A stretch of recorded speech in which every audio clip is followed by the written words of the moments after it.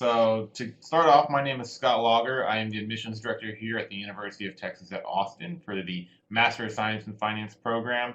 I have been in this role going on 3 years. This program is going to be going into its fifth cohort next year. So if you're applying this fall, you'll be a part of our fifth cohort. So we're rolling along steadily now. These one-year programs are coming up all around the United States and around the world. They're a great niche program for students that want to either change and get into finance or supplement their undergraduate degree. So I'm going to talk a little bit more about the program structure, the curriculum that we offer, the types of jobs that our students are going into, our application requirements, and what makes a good applicant. And then, of course, I'll stick around and answer any questions that you may have after we finish up. And if anytime you do have a question, just go ahead and type it into the chat box there. And if I catch it, I'll try to answer it as we move along. So a little bit more about the program. It's a one-year program. You actually complete it. We consider it a 1 year. You complete it in 10 months. And the way that we look at it, you are going to be able to gain the financial tools necessary to succeed in an entry-level finance position, whether that's in corporate finance or investment banking or consulting. Even if you're interested in real estate or something of that nature, we can help you out there. My slide is a little bit hard to see, but you have access to hundreds of employers that are going to be recruiting here on campus for full-time positions, and that's really one of the main goals of this degree is to help our students graduate with a full-time offer. And we've been very successful in that in the past, and we hope to continue that trend on into the future. So a little bit more about Macomb School of Business. It's one of the best business schools for public school here in the United States. It's one of the best business schools here in Texas. It's a great campus. Austin is a great city to live in. The cost of living compared to other large cities around the nation is much cheaper. The professors here are great, and graduate school is obviously the number one here in Texas. I will say that we have all the same professors that teach in our MBA program also teach in our Master of Science in Finance program. And so the way I kind of look at this program is it's the hardest part of an MBA done in half the time. You're going to be taking all the same finance courses as an MBA student without the extra kind of administration and other extracurricular classes that you'd be taking as an MBA. So it's a very fast-paced, rigorous program taught by great professors in a really great city. The nightlife and the food and the music scene here in Austin is really wonderful to be a part of. So on top of getting a great education, like I said just a minute ago, we want you to exit this degree with a full-time offer. And so second, the second distinction that we have about this program is career services. And you're going to have career services support from our career services director. We have two directors in this program. One is internal facing. She helps you with things like your resume, mock interviews, attire, things like that. And then we have an external facing career services director who works with employers to facilitate Macomb's relationship, to make sure that they're hiring our students, that they're aware of our program.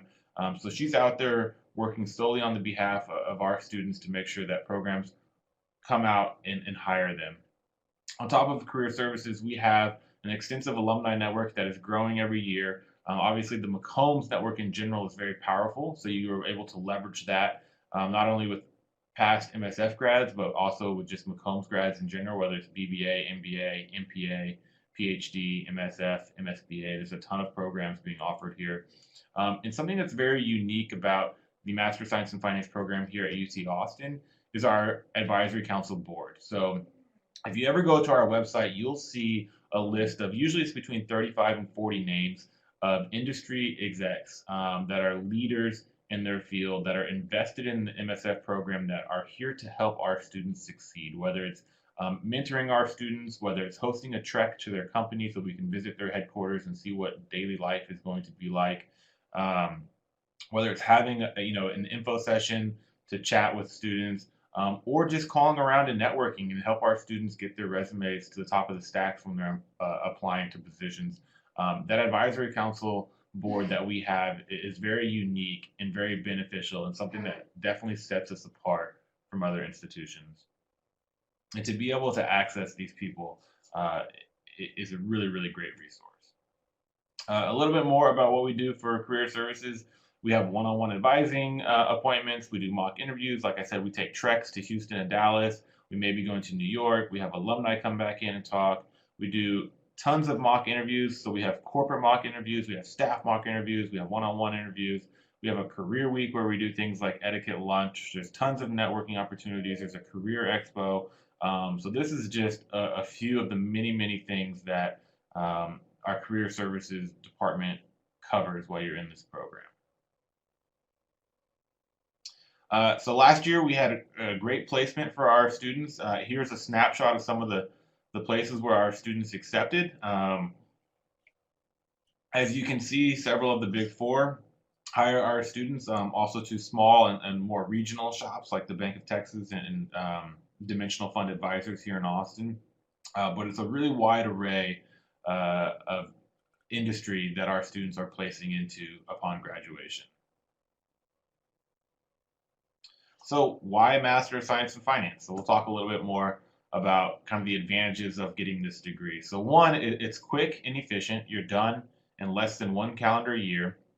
The curriculum was designed by faculty, input from hiring recruiters, and our advisory council members. So we think we've kind of fine-tuned the curriculum that is to where it's going to be the most beneficial for you entering into the workforce to go out there and be successful once you're hired. We do offer a practicum, which is kind of like a mini internship, and I'll talk a little bit more about that. And that's another thing that sets our program apart from other one-year master's programs is the fact that we do offer that practicum. Obviously, the University of Texas at Austin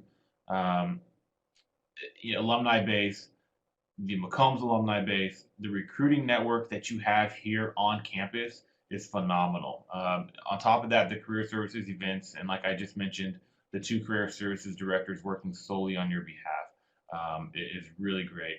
And then obviously, you're going to have a lot of employer involvement pretty much from the get-go. Once you get into this program, you're going to be focusing on recruiting, and so you'll get accustomed to writing thank you notes and meeting high-level execs from a very early stage in this program. And so that's kind of just a snapshot of what we think about this MSF program.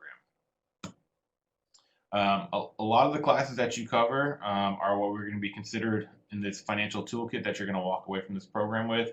I always look at this program as, if I had to say what three key features are you going to walk away from MSF with? And I always say you're going to be able to value a company, so valuation.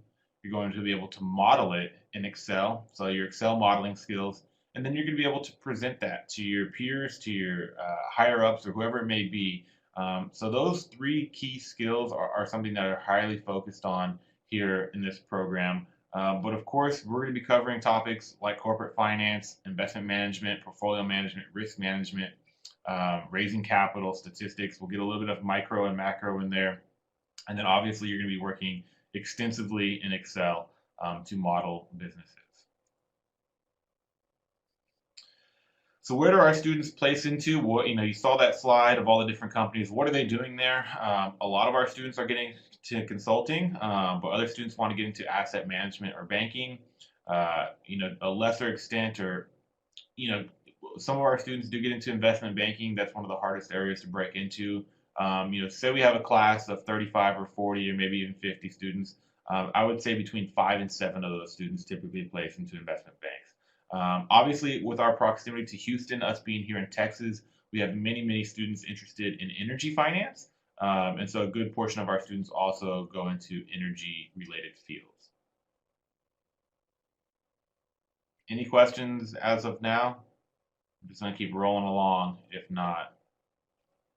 So here is a list of companies that are recruiting our students by industry. This is just a snapshot, but as you can see, it's a very wide array of companies that are here recruiting our students, from energy firms to small shops to Frito-Lay and JCPenney, companies that you wouldn't think as traditional financial firms, all the way EY, Deloitte, and those big four that you would typically see recruiting for finance positions on campus. So what can you expect upon graduation as far as earning potential? So our average salary for our students is around 65,000. We do not report signing bonus or end of year bonuses. That's just something that we do not track. And those vary from company to company. Um, there's a wide range, as you can see. So some of our students on the lower end of consulting start out around 48, and some of our investment bankers will start at 85. To the right there's a little graphic. We had 100% of our domestic students with full-time offers by the time that they graduated or shortly after for the class of 2015. And we had all but one international student find a job. And we're hoping that he will find a job here in the very near future. So we're working with him on that front. So I'm talking a little bit more about the curriculum offered here at UT. This program is designed for students from any background. So we see any type of background that you're coming into this program with as a benefit. Um, so whether it's natural science, whether it's a business background that's outside of finance, whether it is finance and you want to supplement that, this curriculum is designed for that. So it does not matter what your background is. Um, our program will be of benefit to you. And obviously, there's a good mix of quantitative, analytical, theoretical. We have a lot of case studies as well. And like I said before, financial modeling is really emphasized here. It's a normal 36 credit hour program that most programs offer in 2 years. It's condensed down into 10 months. It's over 3 semesters. We want you here by July 1st. Classes won't typically start until July 20th or 22nd. But what we do in those weeks leading up to the beginning of classes is we have an accounting boot camp where you come for 4 days, kind of build up your foundational knowledge in accounting. We have an Excel boot camp. We do some orientation things. We do some team building. We go get barbecue at Salt Lick, which is a great barbecue place here in South Austin. And so you really get to know your classmates and the faculty and the staff very quickly. And that's going to be really important to your success in this program because it's such a short program. Let me see, somebody's jumping on here. Because it's such a short program, you need to be able to interact with your cohort and your peers from an early stage. And so that's why we think it's crucial for you to come in here and learn those team building skills, feel comfortable approaching your classmates, talking to them, problem solving, working in groups, because you're going to be doing that for the rest of the year. And so that's why we want you here a little bit before the program officially starts in late July. So the summer classes are 3 weeks. We cover financial management and valuation. What will typically happen is in the morning, our program director will talk to you about current financial events that are going on in the news, in the world, whatever's happening. And then in the afternoon, after you've talked about whatever it is financially related, our Excel guru, John Butler, will help you model all of that information in Excel. Just one second. And so that's what you'll be doing in the summer. It's a very quick 3-week course. You get 5 credit hours and you move on into the fall. Another way I look at this program is kind of half semesters. So although you're here for a summer, summer, fall, and spring, I look at it as summer, fall 1, fall 2, spring 1, and spring 2. So it's almost 5 semesters if you break it down in the way that I look at it. So in the fall, you'll be taking 16 credit hours. The first fall module, you'll be taking financial accounting and stats. The second part of the fall, you'll be taking advanced valuation, and then you'll begin your practicum, which we're going to touch on here in a minute. And there are a few courses that run the entire semester of the fall. That's going to be investment theory and practice, advanced corporate, and managerial economics, which is broken up into micro and macro. In the spring, it's all either first session or second session courses. So you'll be finishing up your practicum class. You'll be taking some more accounting and portfolio management. You get to pick between fixed income or energy technologies in spring 1. And then in spring 2 is when you can really change things up. When you just only have to take financial statement analysis, and then you get to pick between derivatives, raising capital, financial risk management, advanced accounting. And one thing I will say is that we are adding electives. We're adding some more energy electives. We're adding some more risk management electives. And so what you see here on the paper may change a little bit. And what I'll try to do and what we try to do is have our website updated as much as possible. So if you're looking for the most current updated curriculum, then check our website. We'll try to get that up there here in the near future. But what you see here on the page is typically what's offered in this program. So how are the modules timed? So for the fall, our classes will begin in August, and then they end, the ones that run for half a semester will end in early October, and then the second session will run from October until December. In the spring, you'll take a first classes normal, so you'll start with the normal classes that all the other students on campus start, normal time. You'll run until spring break. You'll take your finals for spring one. You'll have your week off for spring break, and then you'll come back and do spring two from after spring break until graduation. So the timeline is typically the same as you would normally be expected to be here on campus if you were attending a whole session or a normal class that's not in the MSF program. So we have these suggested curriculum paths dependent on the area of industry in which you would like to see yourself in or apply to positions in.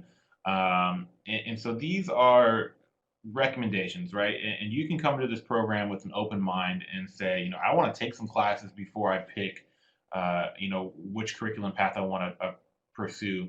And these are not set in stone, so you can pick and choose which electives you want to choose based on what's interesting to you. Maybe you'll already have a position, going into spring, so you'll know you're getting into investment banking. You know you have a corporate finance role, so you know which classes are going to be best suited for you going forward.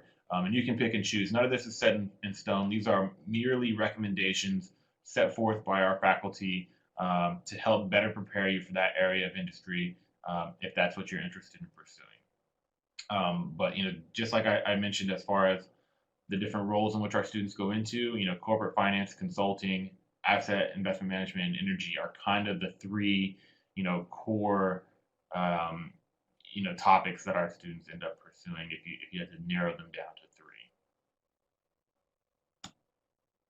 So the practicum. So like I said before, the things that really set us apart are advisory council members and the practicum. So the practicum, as you saw in the curriculum, runs from the second part of the fall to the first part of the spring. And so what it really is it's a really great way for you to get hands-on, real-world experience working with an employer on some sort of deliverable.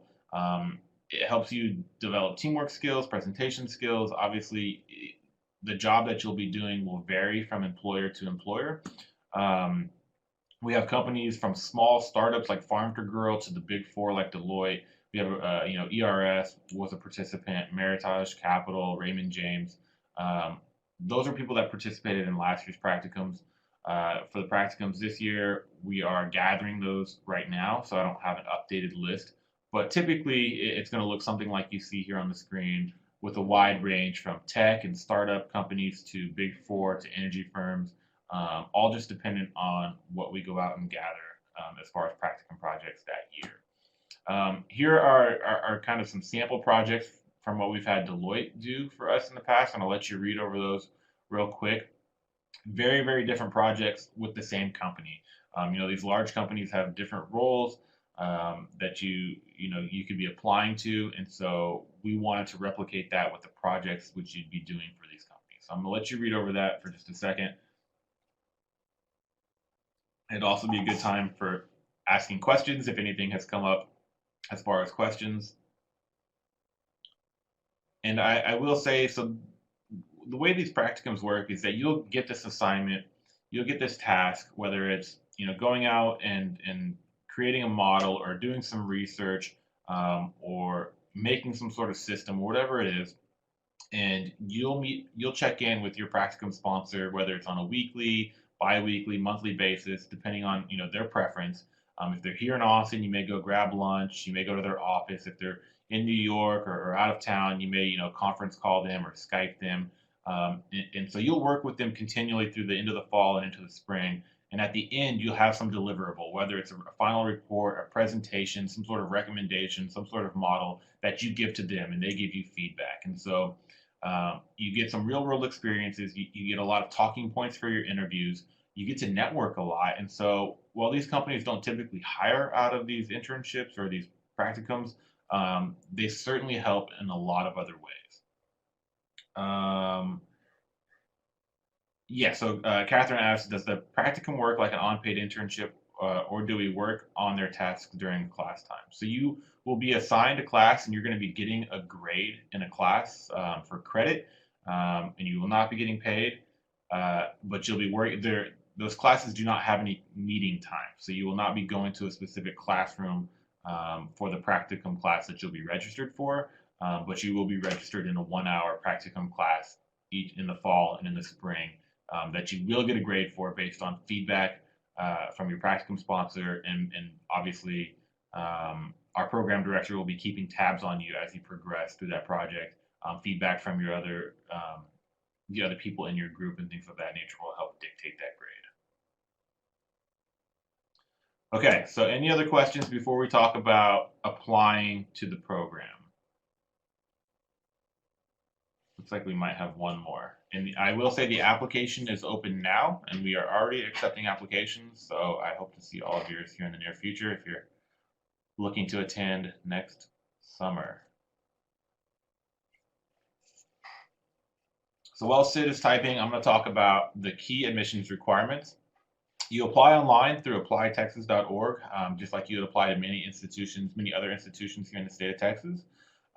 You'll upload a scanned copy of your official transcript when you first apply. You have to submit either a GRE or a GMAT score. Either one is fine with us. You can take them both. You can take them multiple times. We will only look at the highest overall score. You have to have a statement of purpose, which is also known as a personal essay.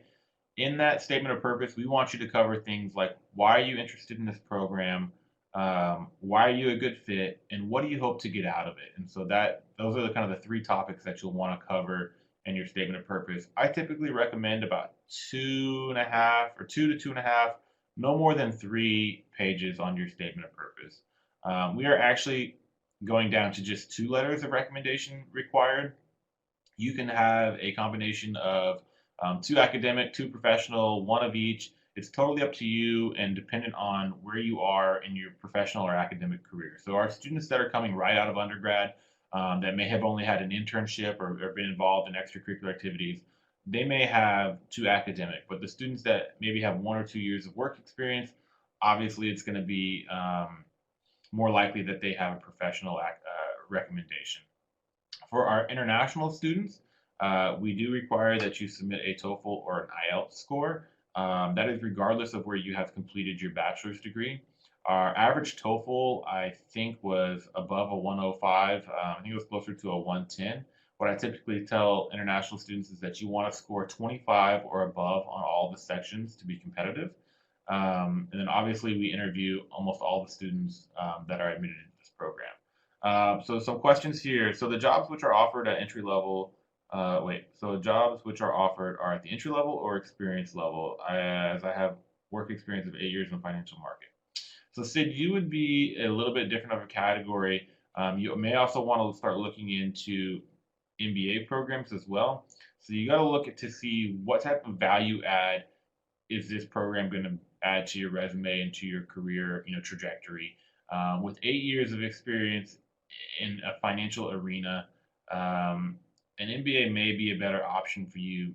These students that are going into these jobs, or the students in the MSF program, typically hire into more analyst type roles with the goal of becoming an associate at a quicker pace without having to return back to school for an MBA. And so that's kind of the goal of this program. It's kind of an earlier mini MBA at an earlier stage in your career.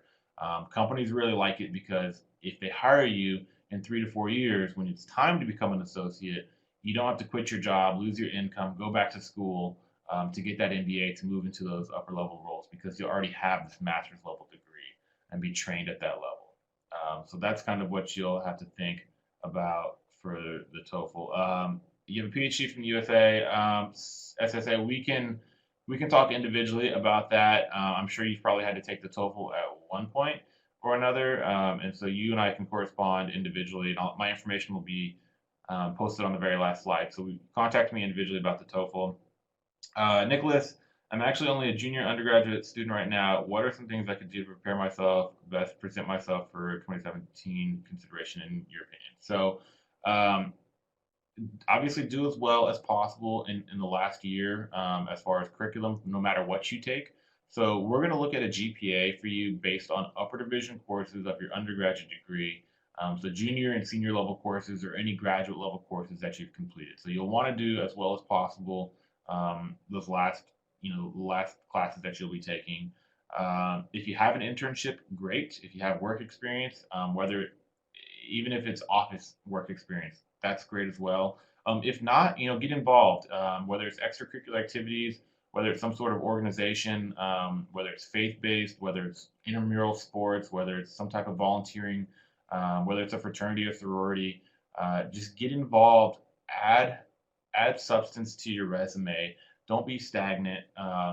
Take some sort of, do something, show that you um, are an active member of society, whether it is through internships and working or the extracurricular activities that you'll be involved in throughout the rest of your college career as an undergrad. And then, of course, do as well as possible in the rest of your classes. And then also, you could start looking to start prepping for the GRE or the GMAT. You could take some practice tests. You could kind of gauge how much you're going to need to actually prepare before taking that exam. You could take it multiple times and things of that nature. And then also research these type of programs. Look at our program, compare it to others. Look at the different. I mean, the good thing is you're already attending an info session now. You're thinking about it. Research some of the roles that our students are going into. Look and see what does a consultant do on a day-to-day basis. What does investment banking do? And you'll find out that investment banking is a little about a lot, and consulting is a lot about a little. And you'll find out, okay, what is the day-to-day life like at Deloitte? What is it like at PwC? How much am I going to be making? What is the value of this degree 5 years down the line? Things of that nature. Ask those questions. Compare programs. Placement is a big one. Career services, advisory council members, structure of program, costs, scholarships, all those things is what you can be looking at right now. Let's see. Christian asks, in my case, the transcripts uploaded must be officially translated. They don't have to be officially translated by an organization outside of your university, but they do have to be in English and they have to be official, if that makes sense. Yeah, so a simple translation should be fine, assuming it's done by your university. No, you don't. No, we will evaluate your transcripts here as part of the application fee. So I'm going to move on and kind of talk a little bit more about the rest of the admissions requirements, and then we'll save the rest of these questions for the end for the people that may have to go somewhere here in a few minutes.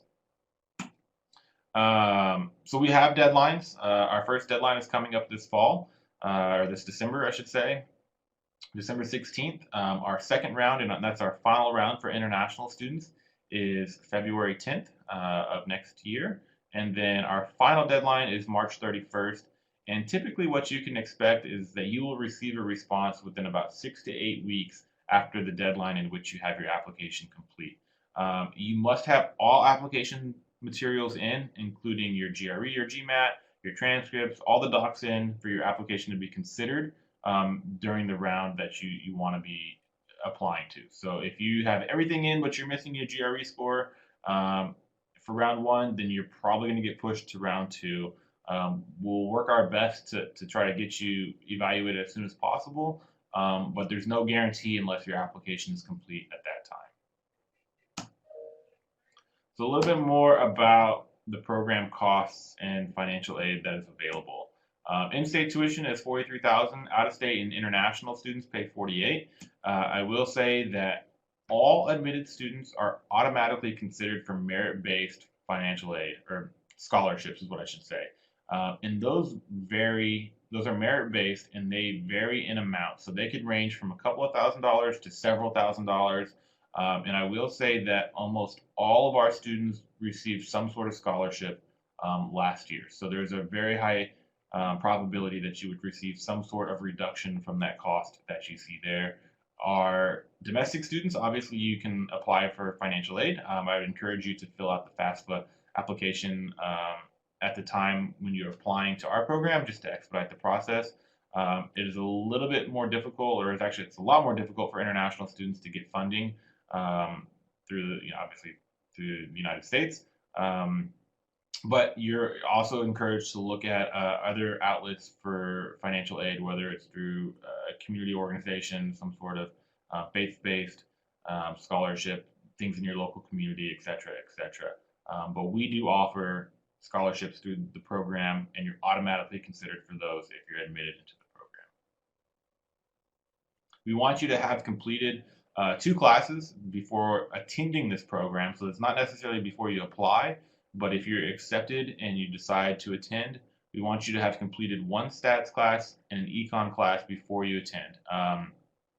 They can be completed online at a community college, or if you've completed them as an undergrad or graduate, then we will obviously accept those courses. Um, we had a quick question about assistantships. Because our program is such a fast-paced program, it's at 36 credit hours condensed down into 1 year, while you're going to be doing recruiting on top. We typically look at that as like you're a full-time employee of the MSF program, that you're not going to have time for outside employment here. And so if you're going to be a TA or have a GRA type of role, those are typically reserved for PhD students here at McCombs, not for master's students. So the other prerequisites is obviously we want you to have the quantitative aptitude to succeed in classes. So we want you to get here and be able to not flounder in classes. And so we want to see that aptitude demonstrated either through the GRE or the GMAT, or through previous coursework. So if you have a finance background or accounting or some sort of business background or mathematics or engineering, and you've done really well in classes, then that can certainly offset a lower GRE or GMAT score. But if you're from maybe an econ or government or advertising background, then it's going to be very crucial for you to do well on the GRE or the GMAT when you're applying. And then obviously we want you to have an interest in the MSF program, the career paths that this program can lead to, and we want to see that demonstrated on your statement of purpose and in an interview. And so being able to talk about, if I say, hey, please can you name 3 or 4 companies that you'd like to work for, and tell me why. Being able to say, yeah, I'd like to work for, PwC and EY and Accenture, and here's why. And just knowing a little bit about that. It's not to say that you have to go and apply to those companies, but just knowing what you're getting into will go a long way in an interview. So a little bit more about our class profile this year. We have a class of 50 students. The GPA, like I said, which is calculated on upper division courses or graduate level courses this year, is a 352. Our average GMAT is a 678. So it's been hovering between a 680 and a 690 for the last 4 years. And so I think that trend will continue into the future. Our average GRE is a 320. Our average age this year is actually a little bit younger, 23.5, 23 and a half. Last year, our average age was 24, so it's fluctuated by half a year for this year, for 1 year only. We have 30% females in this program. We'd love to have that number up closer to 50% if possible. Our average work experience is 10 months, so we have some students on one side of the spectrum with no work experience that are coming into this program basically as a 5th year right out of their undergrad. And then we have some students that have maybe 1 or 2 or even 3 years of experience, and with a few outliers that have 8 or 9 experience that want to come back solely to transition into finance, either here in the States or maybe they're in accounting or a different area and want to get some additional supplementation to their undergraduate degree to help out their career. We have 20% international this year. I think our goal number is to get closer to 30%. A third of our students international is what we're going to be shooting for this next admissions cycle.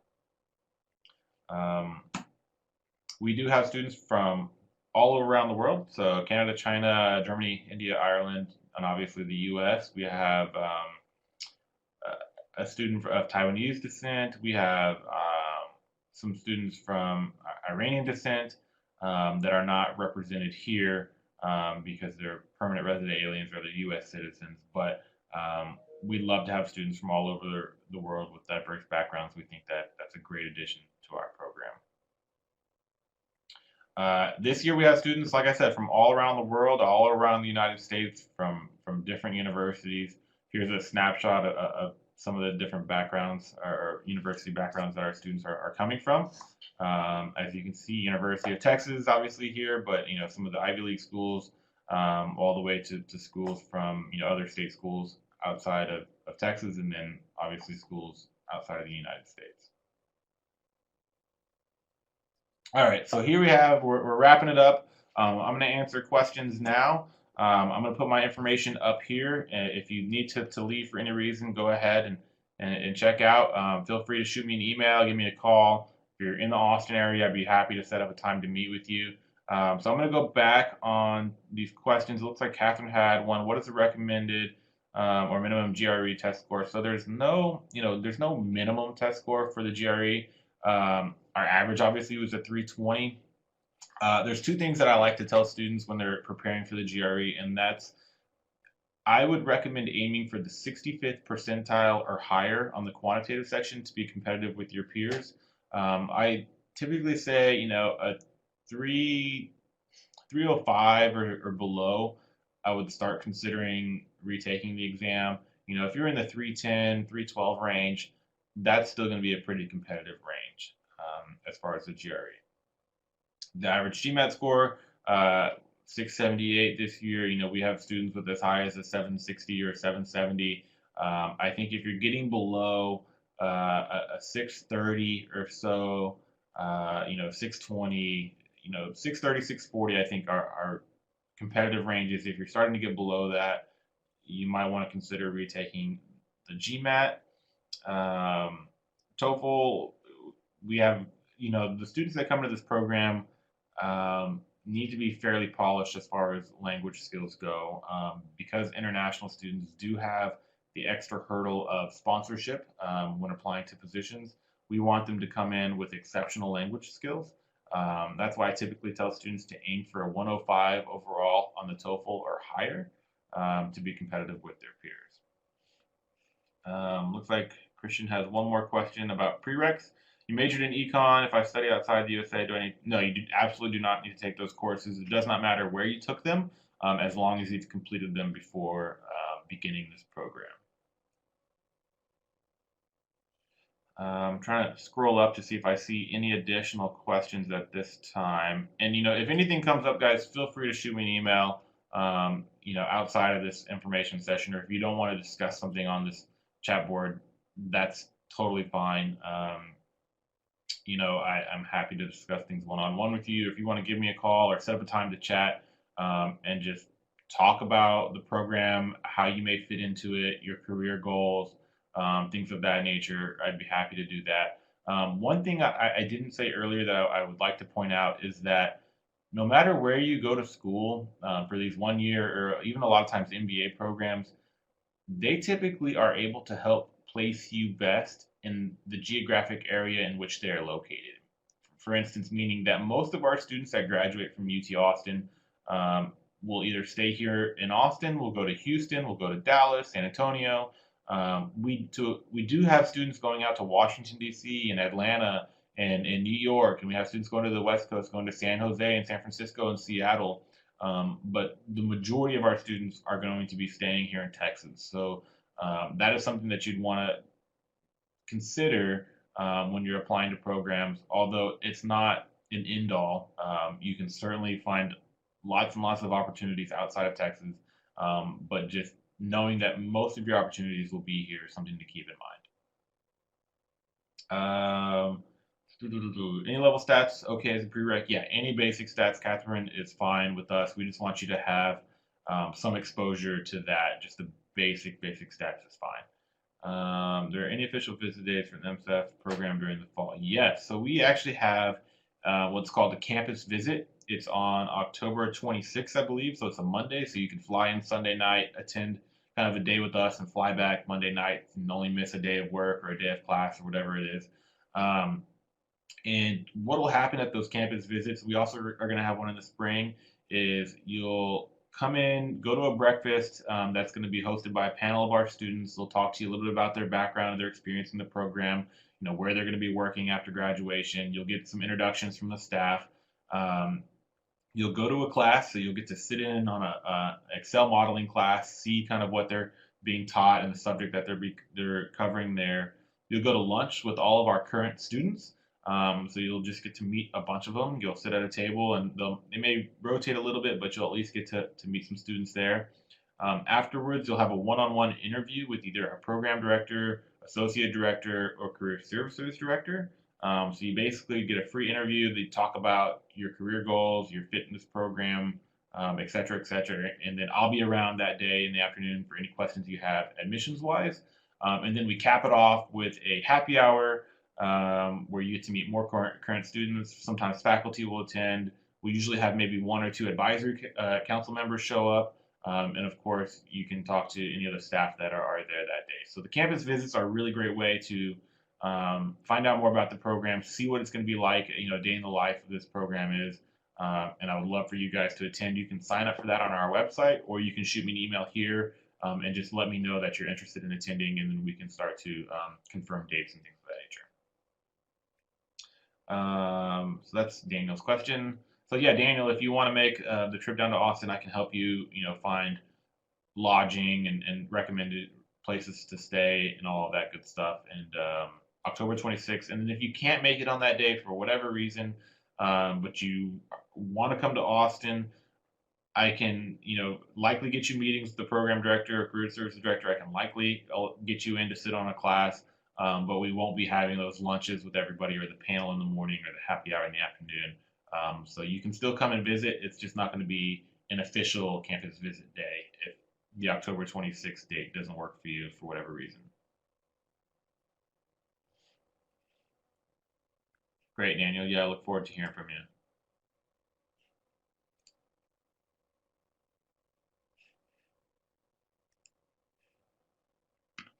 Any other questions before we start to wrap things up?